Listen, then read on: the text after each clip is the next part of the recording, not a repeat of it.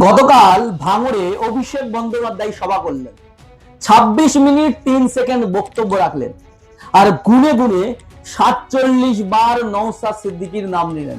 নওশাদ বাবু, নওশাদ সিদ্দিকী, নওশাদ সিদ্দিকী, নওশাদ সিদ্দিকী, নওশাদ সিদ্দিকী, নওশাদ সিদ্দিকী, নওশাদ সিদ্দিকী, নওশাদ সিদ্দিকী। হ্যাঁ, অভিষেক বন্দ্যোপাধ্যায় ভাঙড়ে সভা করলেন আর গুনে গুনে 47 বার নওশাদ সিদ্দিকীর নাম করলেন। নওশাদ সিদ্দিকীকে রীতিমতো আক্রমণ করলেন একের পর এক।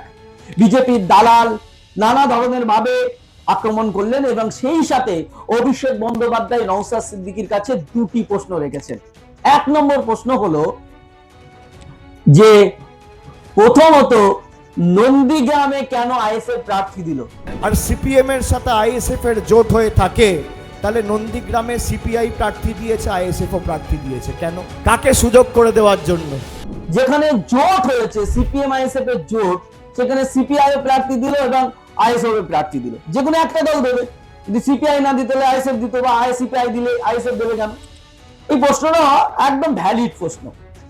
কিন্তু মনে রাখতে হবে, যদি পাল্টা নওশাদ সিদ্দিকী অভিষেক বন্দ্যোপাধ্যায়কে প্রশ্ন করেন যে নন্দীগ্রামে আসলে তৃণমূলের প্রার্থী আছে, কারণ নন্দীগ্রামে যিনি তৃণমূলের প্রার্থী পবিত্র কর, তিনি তো সকালবেলা বিজেপির পঞ্চায়েত মেম্বার, বিকেলবেলা তৃণমূলে জয়েন করলেন আর জয়েন করার পরে 3টের সময় তিনি হয়ে গেলেন তৃণমূলের প্রার্থী।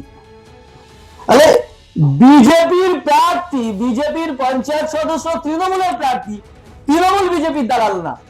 নওশাদ সিদ্দিকী নন্দীগ্রামে প্রার্থী দিয়েছে তাই নাকি বিজেপির দালাল? মহাজালাতন। মানে এই প্রশ্নটা করছেন অভিষেক বন্দ্যোপাধ্যায়, বলছে আমরা যাকে বহিষ্কার করেছি আরাবুল ইসলাম, তাকে ক্যানিং পূর্বে নওশাদ সিদ্দিকী প্রার্থী করেছে। বছর আগে আইএসএফ করেছিলেন, আজকে সেই আইএসএফ এর প্রার্থী আরাবুল। ভালো লাগছে? তৃণমূল যাকে বহিষ্কার করে তাকে এরা মাথায় করে তুলে রাখে। যে আরাবুল ইসলাম পঞ্চায়েতে যে আইএসএফ কর্মী খুন হয়েছিল, তার মূল কাণ্ডারি ছিল আরাবুল ইসলাম, মূল আসামি ছিল, সেই আরাবুল ইসলামকে ক্যানিং পূর্বে ক্যান্ডিডেট করেছে। সেই আরাবুল ইসলাম ক্যানিং পূর্বে ক্যান্ডিডেট হওয়ার অনেক আগে যারা আক্রান্ত হয়েছিল আইএসএফ এ, শুধু খুন নয়, যারা আক্রান্ত হয়েছিল প্রত্যেকটা বাড়িতে বাড়িতে গিয়ে আরাবুল ইসলাম ক্ষমা চেয়েছেন এবং সেই পরিবারগুলো ওপেন ক্যামেরার সামনে বলল ক্ষমা করে দিয়েছি। তাহলে আমার কি বঞ্চনা আপনারা ক্ষমা করলেন? ক্ষমা করে দিছি, আপনাকে লড়ে দেখাতে হবে, ওকে তাড়াতে হবে, তাড়াবো। এবং তারপরে তাকে আরাবুল ইসলামকে ক্যান্ডিডেট করেছে আইএসএফ। কিন্তু প্রশ্ন হলো, যে বাবুল সুপ্রিয় আসানসোলে দাঙ্গা লাগিয়ে ইমাম ইমদাদুল্লাহ রশিদির ছেলে সিকদাতুল্লাহ রশিদিকে খুন করলো, সেই বাবুল সুপ্রিয়কে এই অভিষেক বন্দ্যোপাধ্যায় দলে নিয়ে এই অভিষেক বন্দ্যোপাধ্যায় বালিগঞ্জ থেকে তাকে জিতিয়ে, বাই ইলেকশনে জিতিয়ে তাকে কি করেছিলেন? মন্ত্রী করেছিলেন। এখন রাজ্যসভার তাকে সাংসদ করা হয়েছে। সে বলছে যে অন্য দল থেকে নাকি আইএসএফ প্রার্থী করেছে। আইএসএফ যাকে প্রার্থী করেছে সে আইএসএফ এর কর্মীদের কাছে ক্ষমা চেয়েছে, কিন্তু ইমাম ইমদাদুল্লাহ রশিদির বাড়িতে গিয়ে কি এই কুলাঙ্গার, এই দাঙ্গাবাজ বাবুল সুপ্রিয় ক্ষমা চেয়েছে? চাইনি। অভিষেক বন্দ্যোপাধ্যায় কি করে এই কথাগুলো বলেন? যে অভিষেক বন্দ্যোপাধ্যায় নওশাদ সিদ্দিকীর 47 বার নাম নিয়েছে, এটা বুঝিয়ে দিল নওশাদ সিদ্দিকী খালি ভাঙড়ের নেতা নয়, নওশাদ সিদ্দিকী কি গোটা বাংলার নেতা। যাকে ভয় পাচ্ছে স্বয়ং তৃণমূল, যাকে ভয় পাচ্ছে তৃণমূলের second in command Abhishek Bandyopadhyay. এখন সেকেন্ড ইন কমান্ড নয়, Abhishek Bandyopadhyay first in command. Abhishek Bandyopadhyay আসলে ভয় পাচ্ছেন নওশাদ সিদ্দিকীকে। সেজন্য তো নওশাদ সিদ্দিকীকে আজকে কাউন্টার করছে। একটা সবাই 26 মিনিট 3 সেকেন্ড বক্তব্য রাখলেন, সেখানে 47 বার নওশাদ সিদ্দিকীর নাম নিতে হচ্ছে। নওশাদ সিদ্দিকী কে? নওশাদ সিদ্দিকী এত জনপ্রিয় নেতা যে নওশাদ সিদ্দিকী রাত 1টার সময় দমদমে বক্তব্য রাখছেন, সেখানে হাজার হাজার মানুষ যে দমদমে 92% হিন্দু মানুষ বাস করেন, দীপশিতা ধরের সমর্থনে রাত 1টার সময় সভা করতে গেছেন নওশাদ সিদ্দিকী। সেখানে 92% হিন্দু মানুষ সেখানে নওশাদ সিদ্দিকীর বক্তব্য শোনার জন্য রাত 1টা পর্যন্ত অপেক্ষা করেছে, যেখানে 9:30টার সময় পৌঁছানোর কথা। 4.5 ঘন্টা লেট হয়েছে, 4.5 ঘন্টা লেটে পৌঁছেছেন। তারপরে মানুষ অধৈর্য হয়ে বাড়ি যায়নি এবং গভীর রাত 1টার সময় নওশাদ সিদ্দিকী সভা করেছেন। সেই সভায় হাজার হাজার মানুষের সমাগম। এই জন্য তো নওশাদ সিদ্দিকীকে ভয় পাচ্ছে। বলছে খামে করে নাকি বিজেপির টাকা পাঠিয়েছে, খামে করে বিজেপি টাকা পাঠিয়েছে, এটা অভিষেক বন্দ্যোপাধ্যায় বলেছেন। আমাদের যেমন জোড়া ফুল, ওদের সিম্বল খাম। খামে কি যায়, খামে কি যায়, খামে কি যায়? তা খামে করে টাকা গেছিল বলেই কি নন্দীগ্রামে প্রার্থী নওশাদ বাবু? কিন্তু নওশাদ সিদ্দিকী বলেছে খামে করে মানুষের কাছে কি মানুষের অধিকারের কথা আমি পৌঁছে দেবো। বলছেন শুভেন্দু অধিকারীকে জেতানোর জন্য নাকি নন্দীগ্রামে ক্যান্ডিডেট দিয়েছে, যে শুভেন্দু অধিকারী মুসলমানদের গাল দেয়, মুসলমানদের জিহাদি বলে। তা সরকারে তো তৃণমূল ছিল, যখন শুভেন্দু অধিকারী প্রতিনিয়ত আক্রমণ করেছেন তখন নওশাদ সিদ্দিকী প্রতিটা মুহূর্তে বলেছে যে শুভেন্দু অধিকারীকে অ্যারেস্ট করা দরকার। এই তৃণমূল সরকার, মমতা বন্দ্যোপাধ্যায় স্বরাষ্ট্রমন্ত্রী ছিল, তৃণমূলের সরকার ছিল, অভিষেক বন্দ্যোপাধ্যায়দের দলের সরকার ছিল, কিন্তু সেই শুভেন্দু অধিকারীকে একদিনে অ্যারেস্ট করেনি কেন? নওশাদ সিদ্দিকী যখন ওয়াকফ নিয়ে আন্দোলন করলেন তাকে 4 দিন অ্যারেস্ট করা হলো। নওশাদ সিদ্দিকীকে 2023-এ 42 দিন অ্যারেস্ট করা হলো। কিন্তু কেন? নওশাদ সিদ্দিকী ওয়াকফ নিয়ে আন্দোলন করলে তাদেরকে অ্যারেস্ট করবেন, শুভেন্দু অধিকারী ভড়কাও ভাষণ দেবে, হিন্দু মুসলিম রাইট বাঁধাবে, নিজে প্রকাশ্যে বলবে আমি হিন্দুদের নেতা, নিজে প্রকাশ্যে বলবে মমতা বন্দ্যোপাধ্যায়কে জিহাদিদের সরকার, সেই শুভেন্দু অধিকারীকে অ্যারেস্ট করবে না, আর বলবে যে শুভেন্দুকে জেতানোর জন্য নাকি নওশাদ সিদ্দিকী নন্দীগ্রামে প্রার্থী। যে কি আজব যুক্তি, অভিষেক বন্দ্যোপাধ্যায়ের কি আজব যুক্তি। নন্দীগ্রামে তৃণমূলের যে প্রার্থীটা সেটা তো বিজেপির লোক, সে তো বিজেপির পঞ্চায়েত মেম্বার, এখনো সেই পঞ্চায়েত পদ থেকে এখনো রিজাইন দিইনি। নন্দীগ্রামে তো তৃণমূলের প্রার্থী নেই, দুটোই বিজেপির প্রার্থী। তৃণমূল জেতানোর জন্য শুভেন্দু অধিকারীর বিরুদ্ধে গতবার কে প্রার্থী ছিল? মমতা বন্দ্যোপাধ্যায়, মুখ্যমন্ত্রী স্বয়ং প্রার্থী ছিলেন।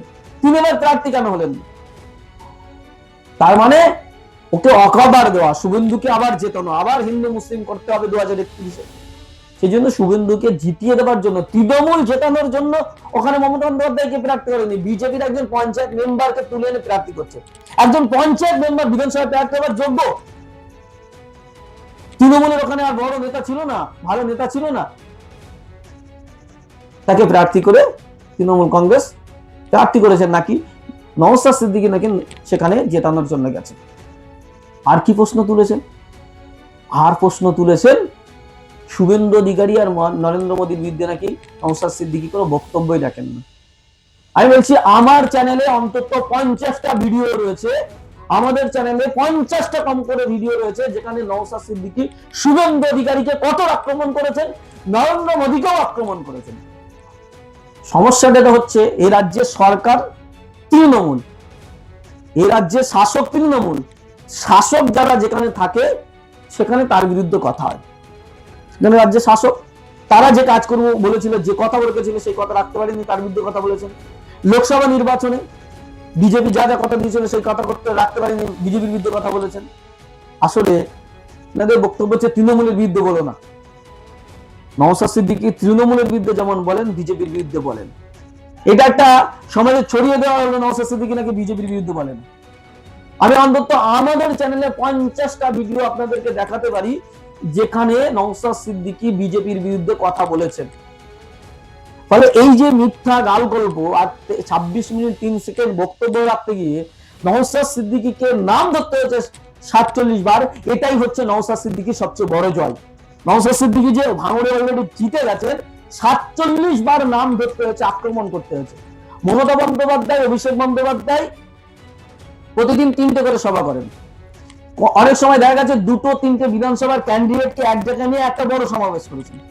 ভাঙড়ে নওশাদ সিদ্দিকীকে হারানোর জন্য অভিষেক বন্দ্যোপাধ্যায় সভা করলেন, মমতা বন্দ্যোপাধ্যায়কে সভা করলেন, আবার হলো না গুজরাট থেকে ভাড়া করে নিয়ে আসা হলো ইউসুফ পাঠানকে, আবার অভিনেতা দেবকে ভাড়া করা হয়েছিল, যদিও তিনি অসুস্থতার কারণে আসতে পারেনি।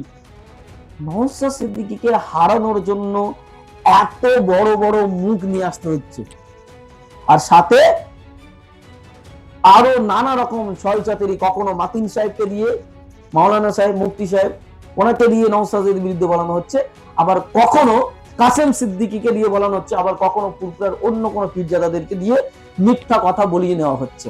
যেমন ঠাকুর পরিবারে বিজেপি এবং টিএমসির মধ্যে দুটো গ্রুপ তৈরি করেছেন তৃণমূল, ঠিক ফুরপুরা শরীফের দুটো গ্রুপ তৈরি করতে চেয়েছে।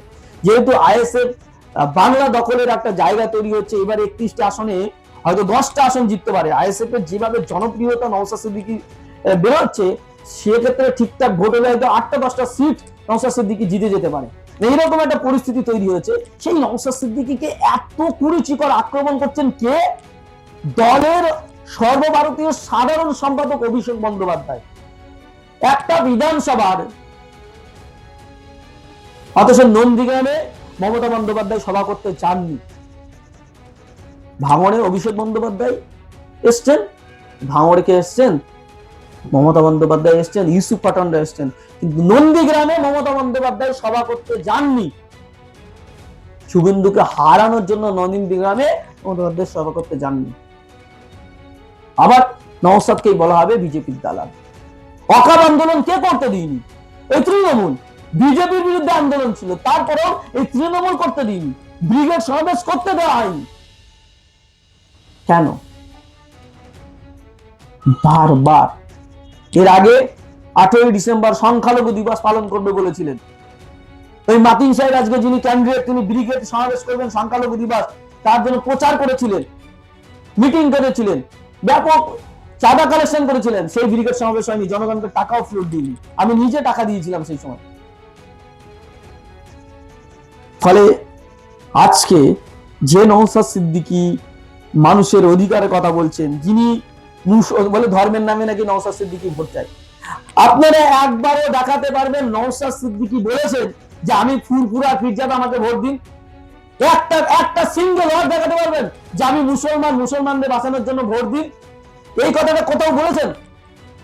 কিন্তু মমতা বন্দ্যোপাধ্যায় বলেছেন আমি ব্রাহ্মণ ঘরের মেয়ে, এই কথাটা 100 বার বলেছে। মমতা বন্দ্যোপাধ্যায় লা ইলাহা ইল্লাল্লাহ বলেছে, ইনশাআল্লাহ মাশাআল্লাহ বলেছে।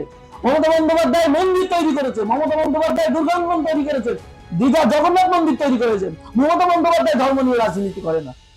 নওশাদ সিদ্দিকী যে বলছে দলিত, আদিবাসী, পৃষ্ঠবর্গ, সংখ্যালঘু, মুসলমানদের পিছিয়ে পড়েছে যারা, তাদের কথা বলবো, তাদের অধিকার চাই, আদিবাসীদের অধিকার চাই, জল জমি জঙ্গলের অধিকার চাই, নওশাদ সিদ্দিকী নাকি ধর্ম নিয়ে রাজনীতি করে। কি আজব চুক্তি! এবং ভুল ভাল কথাবার্তা বলে 26 মিনিট 3 সেকেন্ডে 47 বার নওশাদ সিদ্দিকীর নাম নিয়ে তিনি বুঝিয়ে দিলেন অভিষেক বন্দ্যোপাধ্যায়ের লেভেলের নেতা হচ্ছে নওশাদ সিদ্দিকী, মমতা বন্দ্যোপাধ্যায়ের লেভেলের নেতা হচ্ছে নওশাদ সিদ্দিকী। যেখানে গোটা বাংলা, গোটা দেশ বিজেপিকে নিয়ে পড়ে রয়েছেন, সেখানে তৃণমূল কংগ্রেস, অভিষেক বন্দ্যোপাধ্যায়, মমতা বন্দ্যোপাধ্যায় নওশাদ সিদ্দিকীকে নিয়ে পড়ে রয়েছে। কারণ দেখছেন আমডাঙ্গায় সেই তৃণমূলের জয়ের বাধা হয়ে দাঁড়াতে পারে, অর্থাৎ জিততে পারে আইএসএফ। ভাড়ায় সেখানেও তৃণমূলকে হারাতে পারে আইএসএফ। বসিরহাট উত্তর, সেখানে তৃণমূলকে হারাতে পারে আইএসএফ। মিনাকা বিধানসভা, সেখানে তৃণমূলকে হারাতে পারে আইএসএফ। বাদুলিয়া বিধানসভা, সেখানে তৃণমূলকে হারাতে পারে আইএসএফ। যে চারিদিকে কুলতলি, ক্যানিং পূর্ব, ক্যানিং পশ্চিম, এই চারিদিকে কুলপি, এই সব জায়গায় তৃণমূলকে হারাতে পারে একমাত্র আইএসএফ। তৃণমূল এবং বিজেপিকে হারাতে পারে, সেজন্যই তৃণমূলের গাত্র দেওয়া হচ্ছে। এবং বাই চান্স কোনো সময় কোনোভাবেই যদি মুর্শিদাবাদে মালদায় 1টা সিট পেয়ে যায়, পুরো মালদা মুর্শিদাবাদ দখল হয়ে যাবে। এটাতেই অভিষেক বন্দ্যোপাধ্যায়ের রাগ, এটাতেই অভিষেক বন্দ্যোপাধ্যায়ের অভিমান। কারণ তৃণমূল মুসলিম ভোট নিয়ে তারা বেঁচে আছে, অথচ মুসলিমদের কোন রকম অধিকার দেয় না। ওবিসি থেকে বঞ্চনা করা হয়েছে, অকাপ সম্পত্তির আন্দোলন করতে দেওয়া হলো না, চাকরিতে মুসলমানরা বঞ্চিত। দলীয় পদে বঞ্চিত, মন্ত্রিত্বে বঞ্চিত, মুসলমানদের লিডার হয়ে যাচ্ছে। এ তো দলিত, আদিবাসী, পিছিয়ে মানুষের কথা বলছে। নওশাদ সিদ্দিকী এত ভালো লিডার, টুপি দাড়িওয়ালা, এত ভালো সুন্দর কথা, তার জন্য জনগণ রাত একটার সময় দাঁড়িয়ে যাচ্ছে, এটা সহ্য করতে পারছে না। তাই নওশাদকে বিজেপির দালাল বলে বারবার আক্রমণ করা হচ্ছে। আসলে নওশাদ সিদ্দিকীকে ভয় পাচ্ছেন। দর্শক, আপাতত এখানে শেষ করছি, দেখা হচ্ছে পরবর্তী পর্বে। ধন্যবাদ।